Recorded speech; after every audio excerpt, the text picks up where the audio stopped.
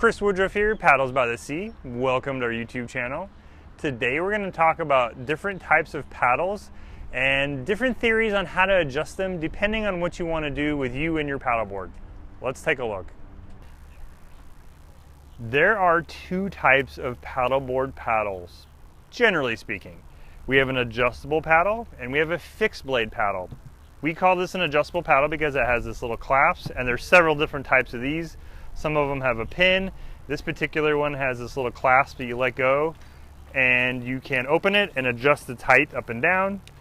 And then we have a fixed blade paddle that has a complete carbon fiber shaft. It is one size. Once you cut this, it is that size. There's no putting it back. So you kind of already got to have an idea of what size you want and be comfortable with your style so that you have the right size paddle.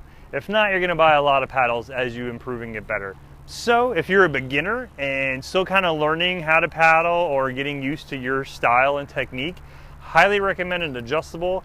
You can kind of play with the different lengths for a while, get used to it. When you're ready to improve and you're kind of comfortable with your paddle game, this guy is definitely the way to go.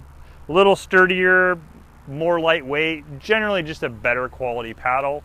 Definitely the way to go. This is kind of end game though. This is definitely, you've been paddling a while and you're comfortable with your style and techniques. So just to kind of I still use one of these a lot if I'm traveling. This actually fits in the trunk of my car once it's collapsed, if you see the difference. So that's kind of nice for transport. They also make a 3-piece version of this that usually comes with inflatables. It has another clasp here so it breaks down and you can actually fit it on a travel-on bag. That part's super cool too. So adjustables are definitely awesome. These are great. They kind of have their own place though. So let's talk about a little bit more how I determined this is my paddle length and how you can adjust your adjustable for what you're trying to do out on the water. I think we'll get some rain and some fish. All right, so for beginners, we're gonna adjust this clasp and we're gonna take this paddle all the way up as far as it'll go. And a lot of times I'll have them stick their hand straight up like this, and then I might even put it all the way up to here. I kind of judge it every time by the person. If they seem nervous or if they seem like they're scared they're gonna fall in, I'm gonna make the paddle really long. If you feel confident that you're gonna nail it and you're just gonna knock it out of the park and you're gonna do really good at it, I'll probably put it up to your wrist. So I'll put your hand straight up, and I'm gonna put the paddle blade up to your wrist. That is generally how we were taught in the ACA or American Canoe Association. Hand straight up, bend it in, paddle right up into your hand. That's how tall it should be. As you get more advanced though, your paddle is gonna get shorter and shorter and shorter. For example, a couple years ago, I used to do a shaka, stick it on top of my head. That's how tall my paddle was. Today, I actually do a thumbs up. Do a little thumbs up, stick it on top of my head. That's not how tall my paddle is. As you get more experience and more comfortable on the board, it's really beneficial to have a shorter paddle.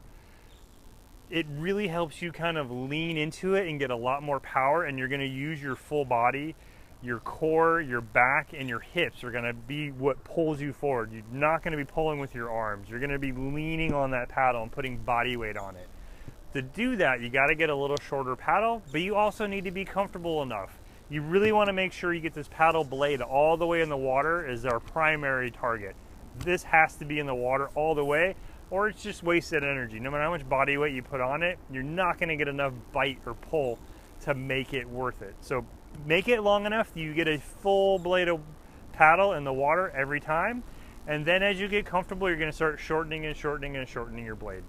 If you're going flat water, just cruising, really tall paddle, long enough so that you get that full blade of water. As you get comfortable, start shrinking it down and just have fun.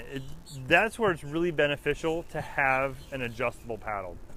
I've gotten to the point now where I'm very comfortable with all my fixed blade paddles. I know the height. I'm really comfortable with all of them. I might take an inch or two off in the next year or so, but other than that, I'm really comfortable with them. I'm very happy with them. I probably had an adjustable for 2 years before that, and just kind of working on the height. So it's very variable depending on what you're doing and your style. But to start off, hand straight up, bend in, that should do you right.